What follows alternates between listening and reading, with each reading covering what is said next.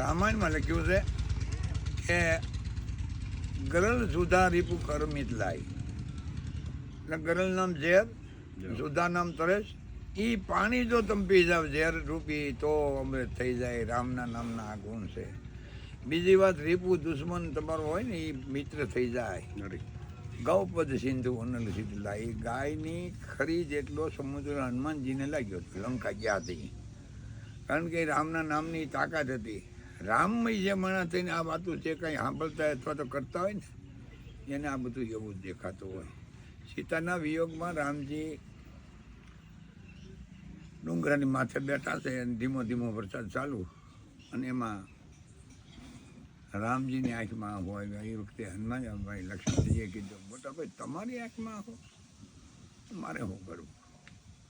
પછી એ બોલે છે કે ઘર ઘર ઘર બ્રહ્માંડ ગન ગોરા પિયા બિન ધરપત નહીં મન મોરા. એ લક્ષ્મણ મને સીતા આપે હમણાં તારું થયું રામને.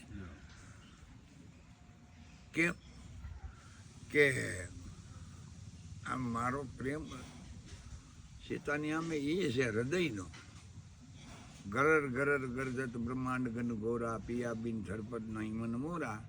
દામિની દમકત દબની માહી ખલકી પ્રીતિ અથા થીર નાહી. ખલ માણા હોય એની પ્રીત જેમ વીજળી ઘડીક આમ ઝબકે ઘડીક આમ ઝબકે સબાકા કરતી હોય એમ હોય, પણ આ એક જ સ્થિર માણાનું મન થાય તો રામનું થઈ શકે, બીજા ન થઈ શકે.